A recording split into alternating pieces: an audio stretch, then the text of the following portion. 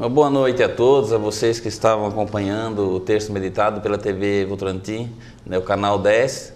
E nós estamos aqui nesse momento, nesse programa Aprofundando na Fé, nós, através de um diálogo com o Padre Kojak, a nosso convite, ele veio aqui para nós dialogarmos a respeito da organização da igreja, em todas as suas dimensões, em todas as suas missões. A igreja, ela desenvolve uma missão no mundo e nós que somos católicos precisamos conhecer como que a igreja desenvolve todo esse trabalho, onde leva a palavra de Deus, onde ela se revela, ela revela às pessoas a palavra de Deus, a manifestação de Deus.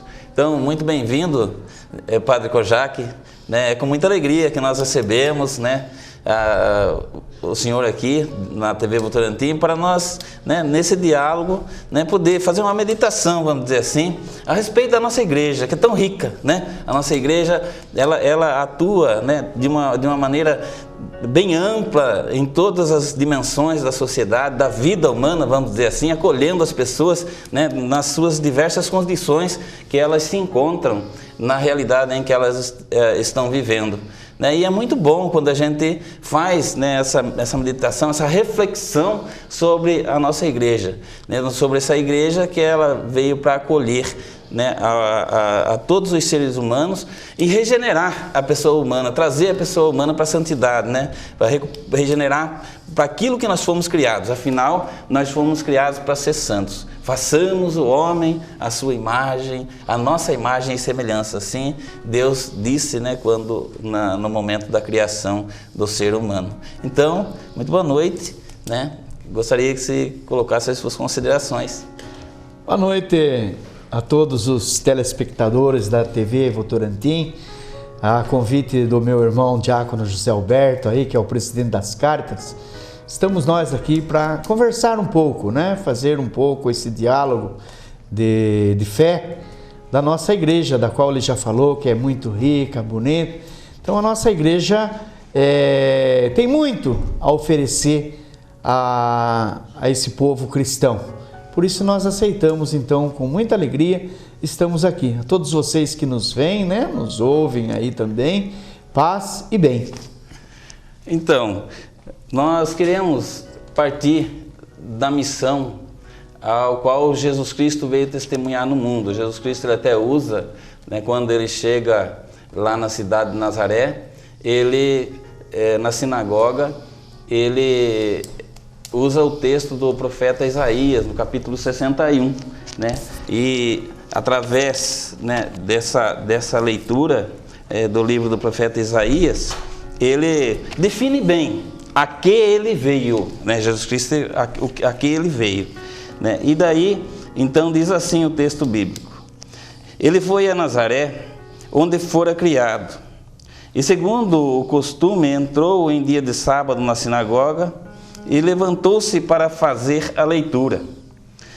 Foi-lhe entregue o livro do profeta Isaías. Desenrolou-o, encontrando o lugar onde está escrito: o Espírito do Senhor está sobre mim, porque ele me consagrou pela unção para evangelizar os pobres. Enviou-me para proclamar a libertação aos presos e aos cegos a recuperação da vista, para restituir a liberdade aos oprimidos e a proclamar um ano da graça do Senhor. Então Jesus Cristo, quando ele faz essa leitura na sinagoga em Nazaré, ele define bem a missão dele, o ministério dele, a que ele veio, respondendo, é lógico, com fidelidade à vontade de Deus, à vontade do Pai. Jesus Cristo ele sempre fala assim: eu não vim para fazer minha vontade, mas eu vim para fazer a vontade de Deus. E Jesus Cristo ele desenvolve o seu ministério pela Palestina fora, e dentro desse ministério ele encontra uma situação muito diversificada, de pessoas que se aproximam de Jesus, de pessoas que ouvem falar de Jesus, e essas pessoas elas vão se aproximando de Jesus, para que através de um contato com Ele pudessem receber aquilo que eles estavam necessitando. Sim, a nossa igreja, Padre? Eu posso testemunhar, Diácono Zé Alberto, Eu estou chegando de Jerusalém agora, né? Há poucos dias atrás, eu tive a alegria de poder caminhar nos mesmos caminhos de Jesus. E vi o quanto o povo de Israel, principalmente Jerusalém, o quanto esse povo ainda não recebeu Jesus no seu meio. Porque lá Jesus é um judeu que nasceu lá em Belém, né, onde eu estive também, depois foi para Nazaré, lá onde sua família morava, tal, criou-se lá, como você já falou, e ele não era aceito. Foi difícil para ele implantar esse reino de amor. Por isso que ele se preparou durante 30 anos e depois 3 anos ele colocou em prática, então, a prática do reino de amor, né? Fazer acontecer entre os judeus, mas foram poucos os que aderiram e muitos, né, foram martirizados realmente, né, na sua época.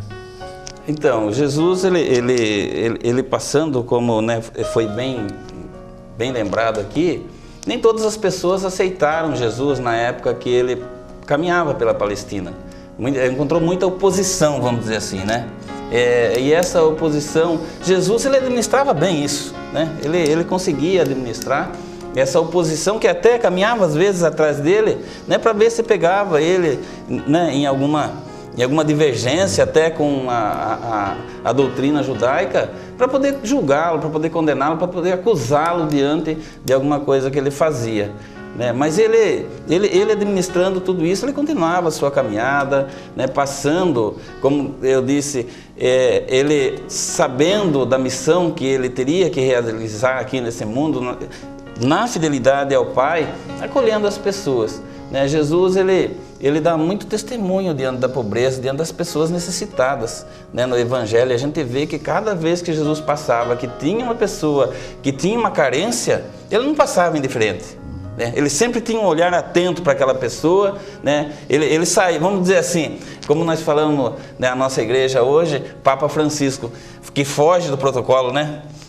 Às vezes ele sai, né, do seu roteiro para às vezes se aproximar de uma pessoa que está precisando, que está carente, que está necessitada. Jesus fazia isso, né, quando ele caminha, faz isso, né, hoje através daqueles que assumem essa missão também dentro da igreja, mas Jesus fazia isso quando ele encontrava uma pessoa pelo caminho, né, que ele via que aquela pessoa tinha uma necessidade, que estava necessitada, logo ele se aproximava da pessoa, dava uma atenção especial para aquela pessoa, procurava, né, resgatar a dignidade daquela pessoa sofredora, né? Isso hoje é uma missão nossa. Nós temos essa missão hoje, né, dentro da nossa igreja, porque essa igreja é o próprio Jesus que caminha nessa nossa realidade, não é verdade? Exatamente.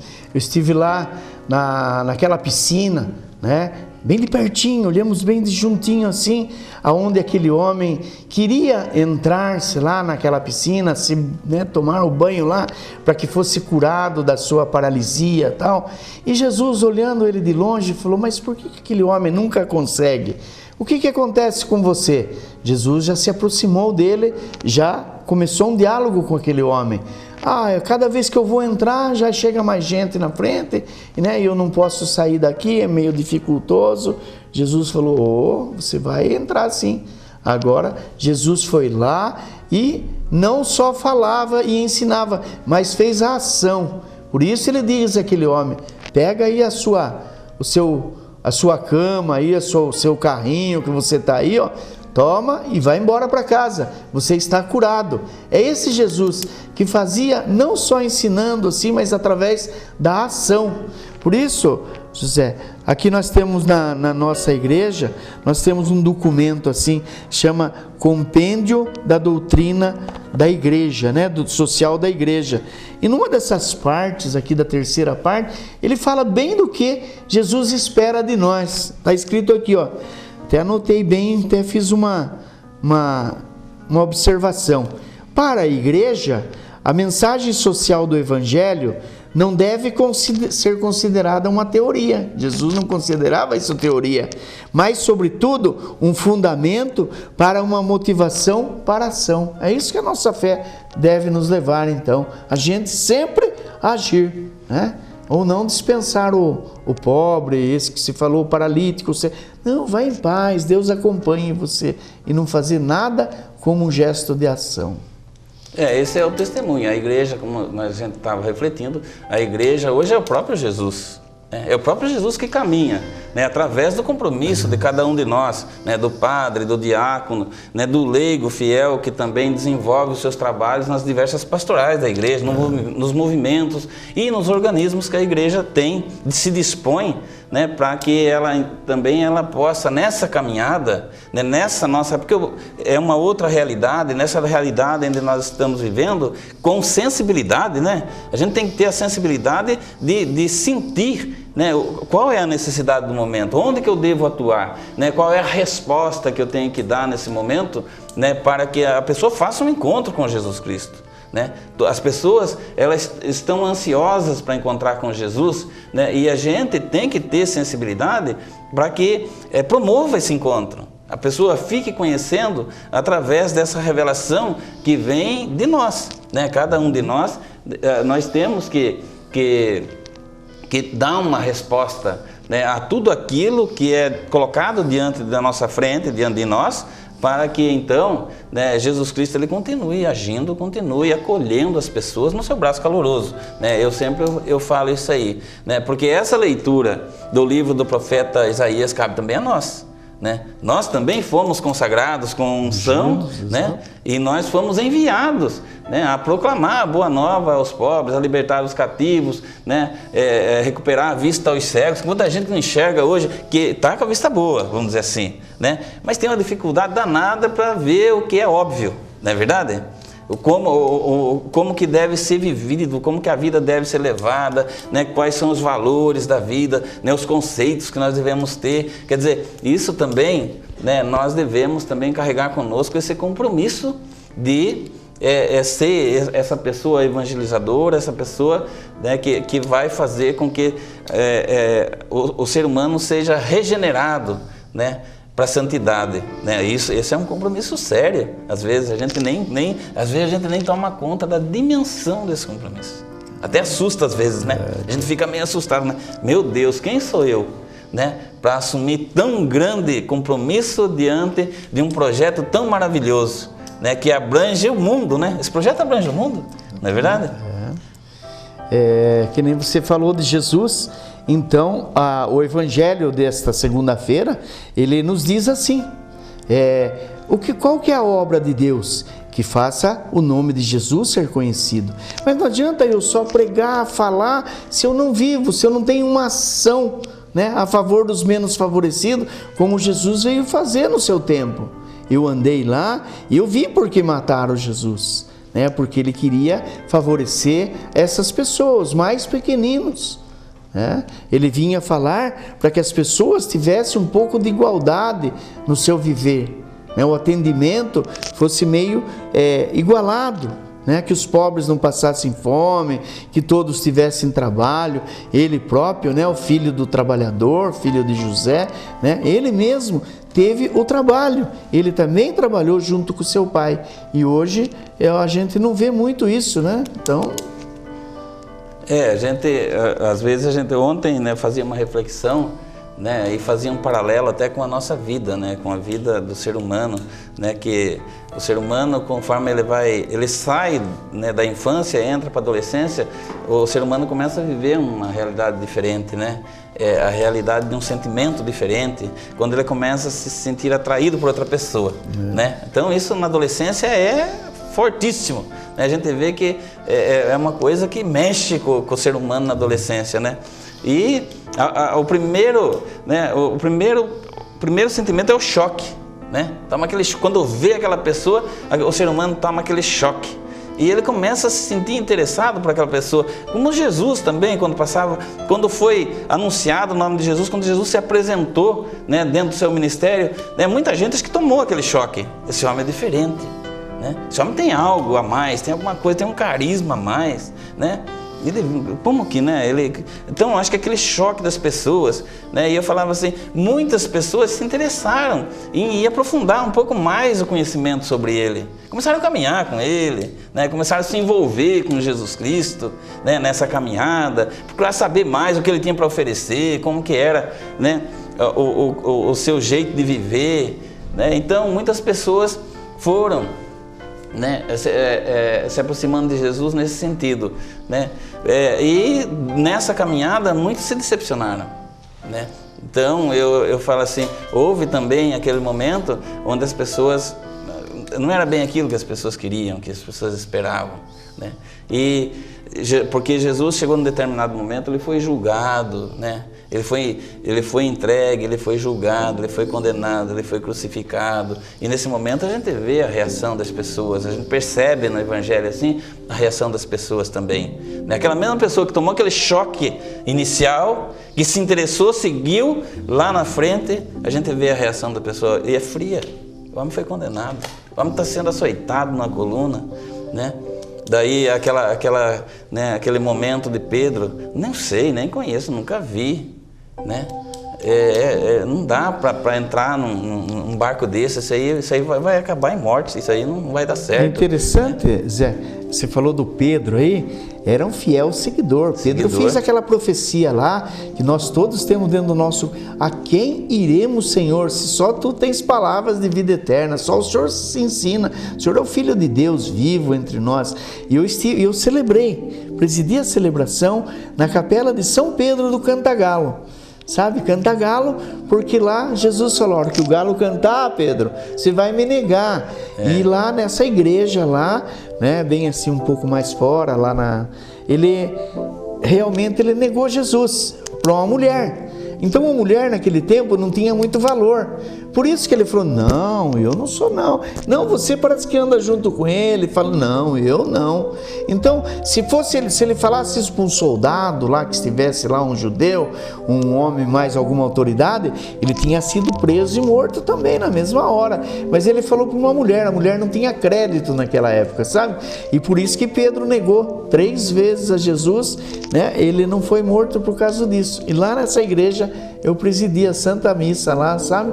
Foi uma emoção muito grande lá onde eles levaram Jesus, porque eles estavam lá, porque Jesus estava lá supostamente nessa capela, onde ele foi preso, onde colocaram ele lá embaixo amarrado, tudo lá, né? Amarraram ele com as mãos lá, até levar pro julgamento final lá em cima. Então, mas daí entra nessa fase do Jesus crucificado, né, que muitas pessoas se escandalizaram, né, e a gente passava depois logo para o ressuscitado, que está vivo, que está presente. Né? Jesus ele se encontra, né, no ambiente. Então isso é muito importante, né, que a gente tenha assim uma noção de tudo isso, né, para que a gente não pare nesses estágios da vida de Jesus, né, que a gente realmente anuncie o Jesus ressuscitado. Não crucificado, né? Que nem os discípulos de Emaús. Não, a gente acreditou nele, ele fez umas promessas bonitas pra gente, disse que ia libertar o povo de Israel, morreu, né? Agora a gente está aí desamparado, e como que a gente faz? Né? O próprio Jesus aparece, insiste e fala, não morreu, está aqui, eu estou vivo. Né? Então, isso, né, a gente precisa meditar muito sobre isso. Qual é o Jesus que a gente anuncia, que a gente testemunha, né? Como que é esse Jesus, em que estágio ele se encontra da vida dele? Né? Isso é muito importante, né? Para que a gente não fique só no choque inicial, né? Não fique na curiosidade, né? de ver as suas propostas, mas que a gente, né? E não fique na cruz também, né? Mas que a gente anuncie ele ressuscitado, né? Presente, vivo, caminhando, né? Cuidando da igreja, cuidando das pessoas, como sempre foi o ministério de nosso Senhor Jesus Cristo. Mas nós vamos continuar assim, né? Amanhã nós vamos continuar com essa conversa, né? Amanhã nós vamos continuar com essa conversa, esse diálogo sobre a nossa igreja, né? Por hoje nós vamos encerrar, né, esse nosso momento, né, de reflexão, para que amanhã nós continuemos, a partir daqui, a partir desse momento, nós continuemos com essa reflexão sobre a igreja, sobre a missão da igreja, né, sobre o que a igreja ela deve realizar nessa nossa realidade de hoje, para continuar acolhendo as pessoas, né, trazendo para as pessoas a dignidade da vida, a dignidade de filhos e filhas de Deus. Né? E nesse encerramento, né, eu gostaria, né, de convidar o Padre Kojak para nós juntos rezarmos, né, como Jesus ensinava os seus discípulos. Né? Jesus, em um determinado momento, ele também ensinou os seus discípulos na simplicidade dessa oração, né, a se aproximar de Deus. Né? Então vamos rezar, né, como Jesus nos ensinou. Pai nosso que estais nos céus, santificado seja o vosso nome, venha a nós o vosso reino, seja feita a vossa vontade, assim na terra como no céu. O pão nosso de cada dia nos dai hoje, perdoai as nossas ofensas, assim como nós perdoamos a quem nos tem ofendido, e não nos deixeis cair em tentação, mas livrai-nos do mal. Amém. Gostaria também de pedir, Padre Kojak, que ministrasse a bênção, né, a mim e a todas as pessoas, todos os nossos telespectadores da TV Votorantim, Canal 10, né, trazendo nessa bênção de Deus a presença, né, viva do Cristo ressuscitado, que Ele venha realmente, né, ser uma realidade na nossa vida, né, que através disso a gente possa também, né, levar, né, conosco a presença desse Deus, né, que não nos desampara, mas que está sempre junto conosco, está sempre presente nessa nossa realidade. O Senhor esteja convosco. Ele está no meio de nós. Por intercessão de Nossa Senhora da Ponte, padroeira da nossa arquidiocese, o Deus Todo-Poderoso vos abençoe, vos guarde, vos proteja. Esse Deus é maravilhoso, porque Ele quer que a gente tenha saúde, alegria, paz no nosso coração. Toma posse da bênção de Deus. Por isso, Ele vos abençoa. Em nome do Pai, do Filho e do Espírito Santo. Amém. Amém.